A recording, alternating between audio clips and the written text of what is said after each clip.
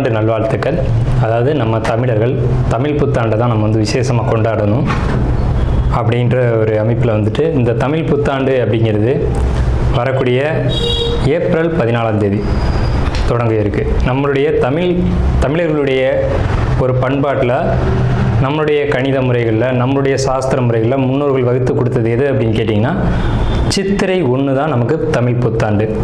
பிறக்க போகிற தமிழ் புத்தாண்டு இந்த சித்திரை 1 அப்படிங்கிறது விஸ்வாசு வருடம். அதாவது 60 வருடங்கள் தமிழருக்கு பிரபவ விவ சுக்ல பிரமோத்துத பிரமோத்பத்தி ஆங்கிரச ஸ்ரீமுக பவ யுவ தாது ஈஸ்வர வெகுதானியா அப்படின்ட்டு 60 வருடங்கள் தமிழ் வருடங்கள் கொடுக்கப்பட்டிருக்கு. அதில் 39வது வருடமானது விஸ்வாசு வருடம்.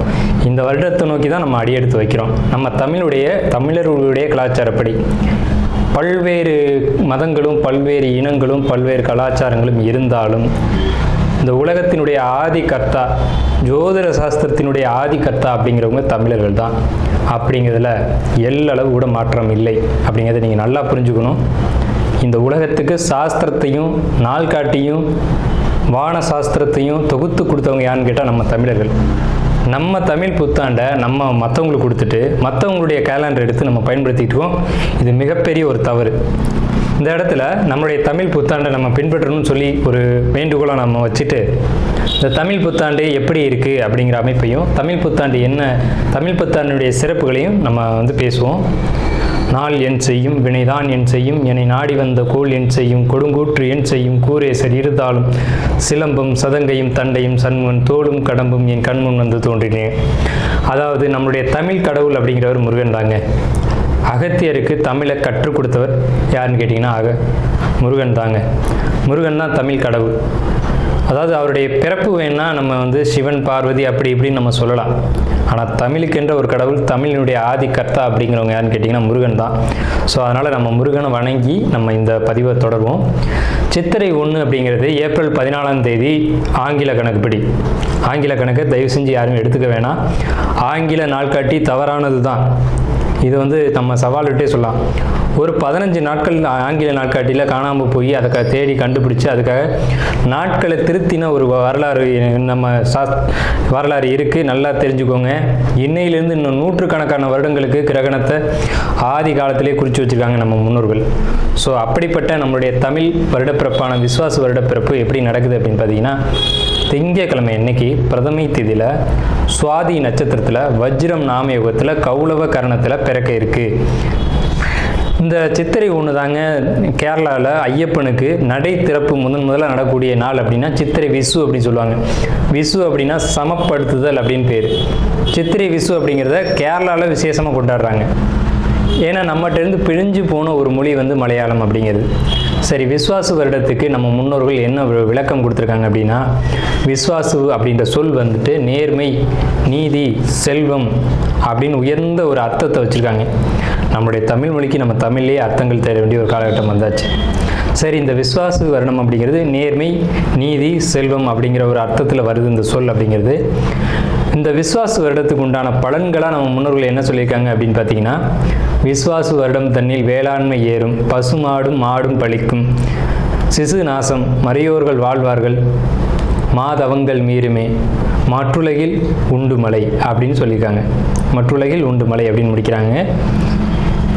இதனுடைய அர்த்தம் என்னன்னு கேட்டிங்கன்னா, இந்த வருடம் விஸ்வாசு வருடம் அப்படிங்கிறது ஒவ்வொரு 60 வருடங்களுக்கு ஒரு முறை 39 ஆண்டாக பிறக்கக்கூடிய இந்த விஸ்வாசு வருடமானது வருகின்ற காலகட்டத்தில் எல்லாம் வேளாண்மை உயரும் அப்படின்னு சொல்லியிருக்காங்க.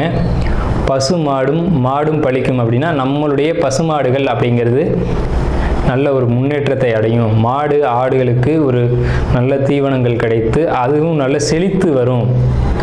ஆதி காலத்தில் வந்து மாடை தான் செல்வமாக குறிப்பிட்டிருக்காங்க. இன்றைக்கி வந்து பணம் அப்படின்ற ரூபாய் தாள்களை நம்ம வந்து பணமாக குறிப்பிட்றோம்.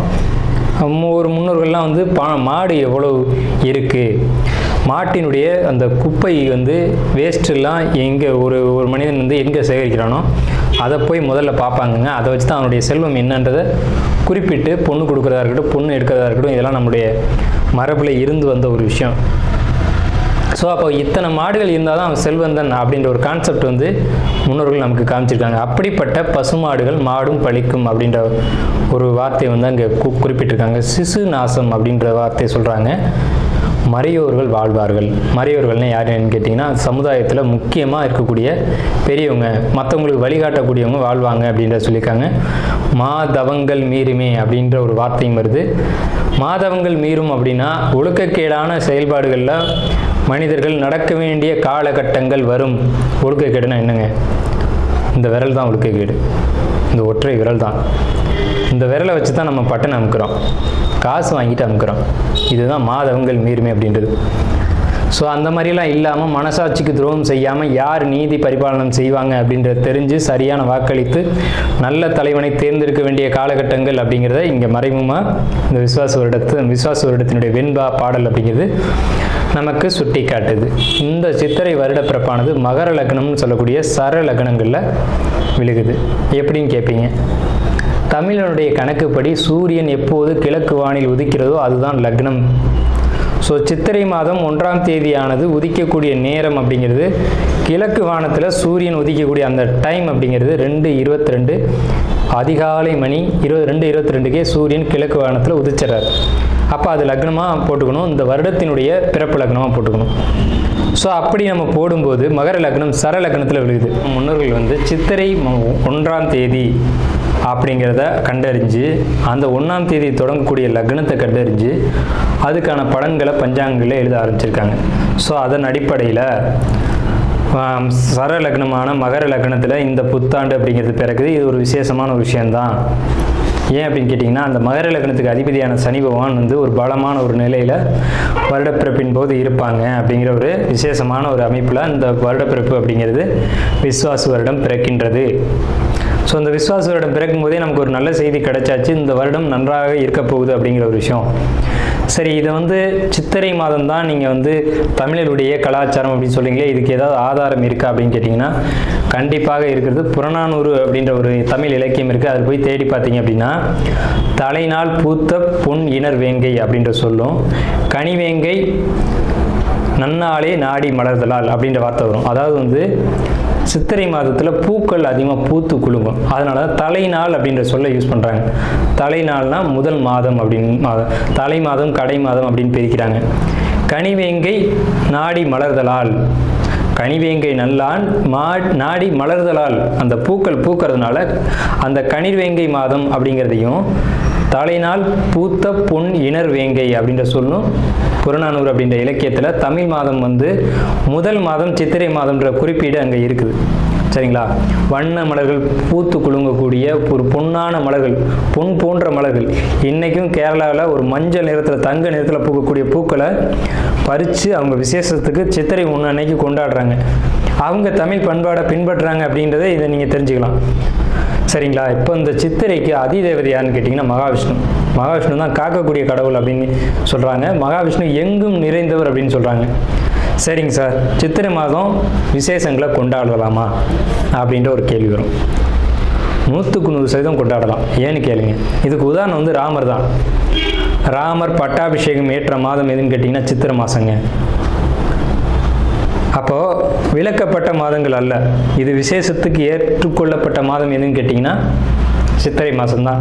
பகவத்கீதையிலே ஒரு வார்த்தை வருது, ருதுக்களில் நான் வசந்த ருதுவாக இருக்கிறேன் அப்படின்னு கிருஷ்ணன் சொல்கிறார். நம்மளுடைய வாக்கியம்ல, இது பகவானுடைய சொல். அப்போ வசந்த ருது அப்படின்றது எதுன்னு கேட்டிங்கன்னா சித்திரை 1 தான் வசந்த ருதுனுடைய தொடக்கம். வசந்த காலம் அப்படிங்கிறது வெயில் காலம் அப்படின்னு தான் பேர், கோடை காலம் அப்படின்னு பேர். வசந்த காலமானது சித்திரை வைகாசி, இந்த 2 மாதத்தையும் வசந்த காலம் அப்படின்னு குறிப்பிடுறாங்க சமஸ்கிருதத்தில். அப்போ இந்த வசந்த காலம் எனக்கு பிடித்த ருது அப்படின்னு சொல்கிறாரு கிருஷ்ணர். ஸோ ராமர் பட்டாபிஷேகம் ஏற்றுக்கிட்ட ருது எது அப்படின்னு கேட்டிங்கன்னா சித்திரை மாதம்.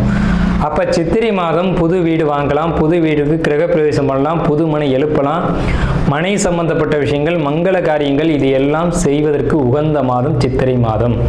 சரி, அப்போ அந்த சித்திரை மாதம் பார்த்திங்கன்னா சித்ரா பௌர்ணமி அப்படின்னு ஒன்று வரும். சித்திரை பௌர்ணமி அப்படின்ற ஒரு விசேஷம் வரும். சூரியன் மேசத்திலும் சந்திரன் துலாத்திலும் இருந்து சித்திரை நட்சத்திரம் வருகின்ற நாளில் பௌர்ணமி திதியானது உதிக்கும். ஒவ்வொரு தமிழ் மாதத்துக்கும் குறிப்பிட்ட நட்சத்திரத்தில் தான் பௌர்ணமி திதி வரும். அந்த திதி எந்த காலகட்டத்திலையும் மாறாது. அதனால தமிழர்கள் ரொம்ப நுட்பமானவர்கள் நம்ம சொல்கிறோம்.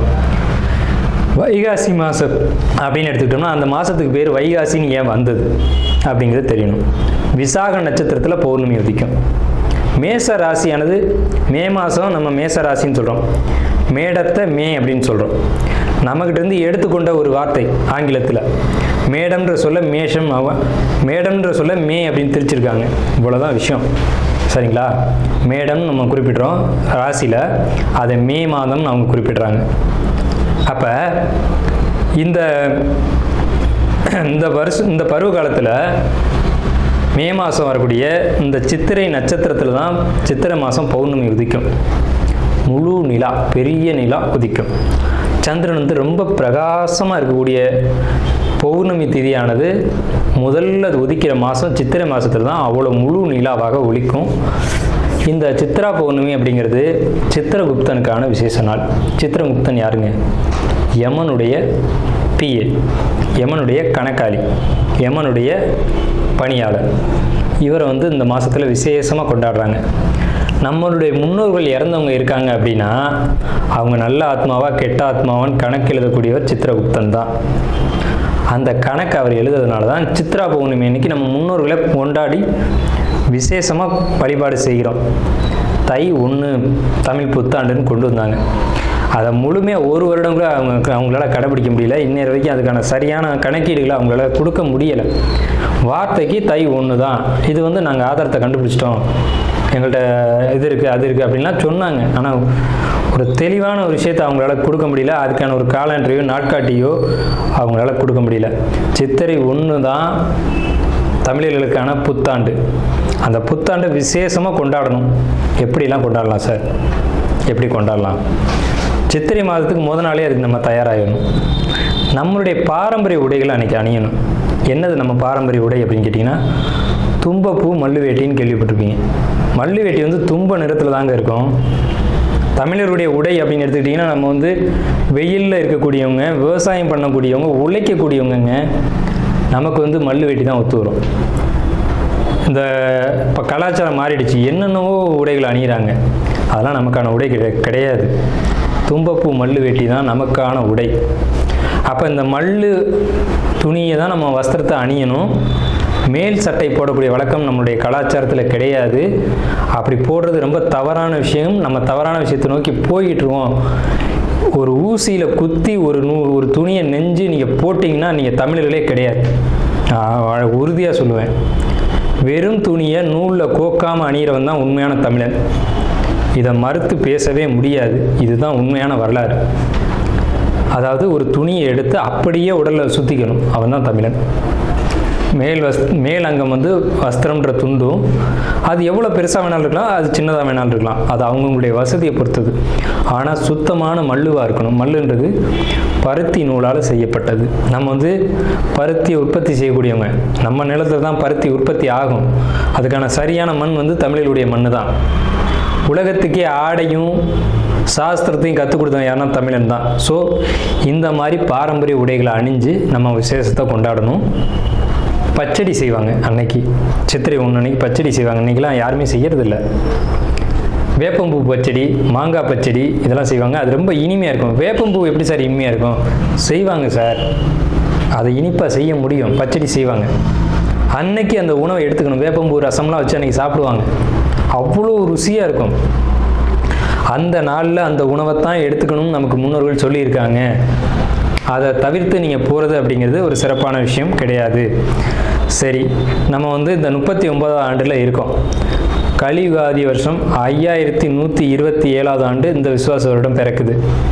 இந்த ஆண்டினுடைய ராஜா மந்திரி அப்படிங்கிறது சூரியன். இந்த ஆண்டினுடைய ராஜா மந்திரி அப்படிங்கிறது சந்திரன்.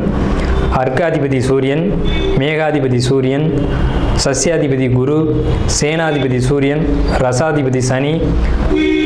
இந்த ஆண்டினுடைய ராஜா அப்படின்னு சொல்லக்கூடியவர் சந்திரன் பலமாக இருக்காங்க. இந்த ஆண்டு தொடக்கத்திலே பலமாக இருக்காங்க. சனி பலமாக இருக்காங்க. சூரியன் பலமாக இருக்காங்க. சூரியன் எப்போவுமே வருஷ ஆண்டு பிறப்பு அப்படின்னாலே சூரியன் பலமாக தான் இருப்பார். அது என்ன ஸ்பெஷல்னு கேட்டிங்கன்னா, அந்த வீடு வந்து எந்த ஒரு பலகீனமும் அடையாமல் இருக்குது. மேசராசி. சஸ்யாதிபதி குரு அதீத பலத்தில் இருக்கார். எப்படின்னு கேட்டிங்கன்னா, பரிவர்த்தனை யோகத்தில் குரு சுக்கிரன் பரிவர்த்தனையில் தங்களுடைய வீடுகளை மாற்றிக்கிட்டு, பகைக்கிறவங்கள் தான் குரு சுக்கிரன், ஆனால் தங்களுடைய வீடுகளை பரிமாற்றம் செஞ்சுக்கிட்டு நல்ல ஒரு பலமான நிலையில் இருக்காங்க. இந்த வருஷம் மழை வந்து ரொம்ப அற்புதமாக பெய்யும். சகல ஜீவராசிகளுக்கும் உணவுகள் தட்டுப்பாடு இல்லாமல் கிடைக்கும். ரொம்ப பெரிய ஒரு அற்புதமான விஷயம். அன்னதானங்கள், கோயில் விசேஷங்கள் சிறப்பாக நடக்கும். ஆனால் அந்த புனித யாத்திரைக்குள் போகக்கூடியவங்களுக்கு இந்த விஸ்வாச வருடம் அவ்வளோ சிறப்பாக இல்லை. அங்கே சில நெருக்கடிகள், தொந்தரவுகள் இருக்கலாம் அப்படின்ற ஒரு சின்ன மைனஸ் மட்டும்தான் இருக்குது. அதே நேரத்தில் உணவு உற்பத்திகள் அப்படிங்கிறது அதிகரிக்கும். மழை நல்லா பொழியும். அணு ஆயுத உற்பத்திகள் அதிகமாக இருக்கும். ஆயுதங்கள், இரும்பு, எஃகு போன்ற விஷயங்களுடைய உற்பத்தி அதிகரிக்கும். மருத்துவத்தில் இந்திய தேசம் முதலிடத்தை வகிக்கும். வட மாநிலங்களில் வெள்ள பாதிப்புகள் ஏற்படும். மின்சார தடைகள் அடிக்கடி ஏற்படும். பேட்டரி வாகனங்கள் அதிகரிக்கும். பெரும்பாலும் இந்த பெட்ரோலியம் சம்மந்தப்பட்ட வாகனங்கள் அப்படிங்கிறது குறையும். தங்கம், வெள்ளி உளைச்சல் அப்படிங்கிறது உச்சத்தை அடையும். விலை உச்சத்தை அடையும். தங்கம், வெள்ளியை பொறுத்த வரைக்கும், ஆபரணங்களை பொறுத்த வரைக்கும் விலை உச்சத்தை அடையும். ஆனால் விலையும் அதிகம் அடையும் போதெல்லாம் அந்த விற்பனையும் அதிகமாகும். நல்ல லாபங்கள் கிடைக்கும். அதிகமாக தங்க நகைகளை வாங்கி அணியக்கூடியதும் சேமிக்கக்கூடியதும் இந்த ஆண்டு மக்கள் செய்வாங்க. சுரங்கம், பெட்ரோலியம், கிணறு இதை பொறுத்த வரைக்கும் விபத்துக்கள் ஏற்படுத்தி கொண்டே இருக்கும். பெண்களுக்கு அவமரியாதைகளும் பாலியல் தொந்தரவும் நடைபெறும். இது ஒரு மைனஸ் தாங்க. பூச்சி, கருவண்டு இந்த மாதிரியான விஷயங்கள் அதிகரிக்கும். வெங்காயம், தக்காளி, பூண்டு, மாங்காய், புளி இதனுடைய உற்பத்தியும் அதிகமாக இருக்கும். விலையும் அதிகமாக இருக்கும். மனிதர்களுக்கு இந்த நடைப்பயணம் போகக்கூடியவங்களுக்கு மட்டும் கொஞ்சம் தொந்தரவுகள் இருக்குங்க. இது இந்த ஆண்டினுடைய பலனாக இருக்குது. இந்த ஆண்டு எப்படி கொண்டாடணும் அப்படின்றத பற்றி நம்ம பேசணும், சரிங்களா? அப்போ அந்த நாளில் புத்தாடைகள் அணிஞ்சு விசேஷமாக நம்ம அதுக்கு முத நாளே தயாராகிடணும். சித்திரை கனி காணுதல் அப்படின்னு சொல்லுவாங்க.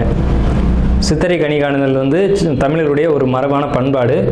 இந்த சித்திரை மாதத்துக்கு முத நாளே அதுக்கான ஏற்பாடுகள்லாம் செஞ்சு வச்சுட்டு நீங்கள் அடுத்த நாள் புத்தாண்டு பிறக்கும்போது அந்த சித்திரை கனி காணுதலோடு நீங்கள் தொடங்குனீங்க அப்படின்னா இந்த புத்தாண்டு ரொம்ப பெரிய விசேஷத்தை உங்களுக்கு கொடுக்கும். நீங்கள் 12 ராசிகளில் எந்த ராசியில் பிறந்திருந்தாலும் உங்களுக்கு ஏற்றம் தான் அப்படிங்கிறதுல மாற்றுக்கிறதுக்கு இடமில்லை.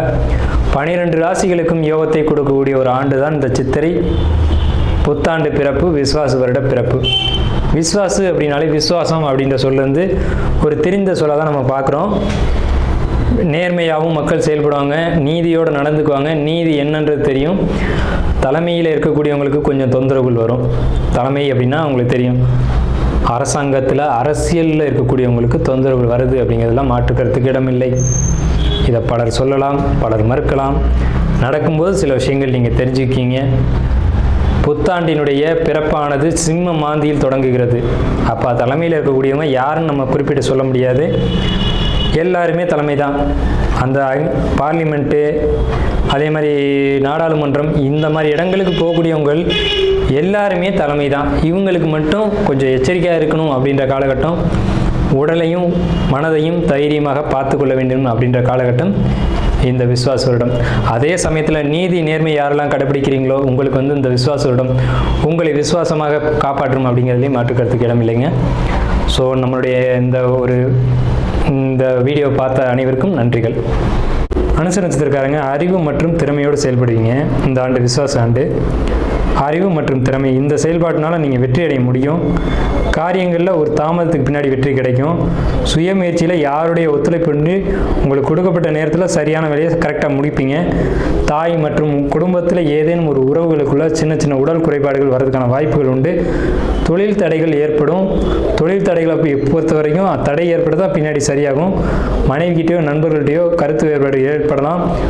உங்களுக்கு வாக்கு சம்பந்தமான பிரச்சனை ஏற்படும். அதாவது ஒன்று சொன்னீங்க அதனால் பிரச்சனை அப்படிங்கிற மாதிரியான ஒரு பிரச்சனை. பொருளாதார தடைகளை கொடுக்கக்கூடிய வாய்ப்புகள் உங்களுக்கு உண்டு. இந்த விஸ்வாச ஆண்டு உங்களுக்கு நல்லா தான் இருக்கும். இந்த சின்ன சின்ன டிராபேக்ஸ் மட்டும்தான். அதே இது ஒரு மர்மமான ராசின்னு பேர். எப்படின்னு கேட்டிங்கன்னா, நீங்கள் என்ன யோசிக்கிறீங்கன்னு உங்கள் நண்பர்களுக்கே தெரியாது. ஸோ அப்படிப்பட்ட ஒரு மர்மமான நபர்கள் நீங்கள். என்ன சிந்திக்கிறீங்க அப்படிங்கிறத கூட உங்கள் நண்பர்களால் கண்டுபிடிக்க முடியாது. எடுத்த வேலையை கொடுத்த நேரத்தில் செய்வீங்க. கொடுக்கப்பட்ட நேரம் குறைவாக இருக்கும், ஆனால் தான் நினச்ச நேரத்துக்குள்ளே அதை முடிச்சிருவீங்க.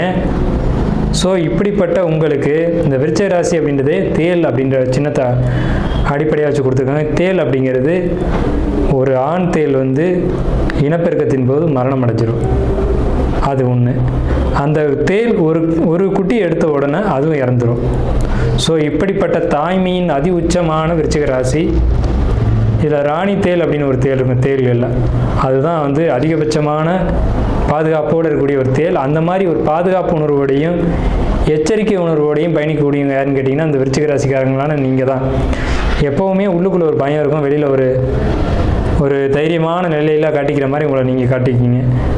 ஸோ இப்படிப்பட்ட உங்களுக்கு இந்த விஸ்வாச வருடம் பிறந்தக்கூடிய இந்த கிரக நிலைகளானது எப்படி இருக்குது அப்படின்னு பார்த்தீங்கன்னா, உங்கள் ராசிக்கு 4ஆம் இடத்து ராகு, 5ஆம் இடத்து சனி, 8ஆம் இடத்து குரு, 10ஆம் இடத்து கேது.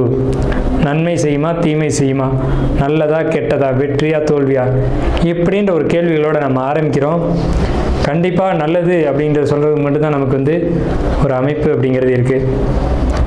ஸோ எப்படி நல்லது அப்படிங்கிறத நம்ம முதல்ல பார்த்துருவோம்.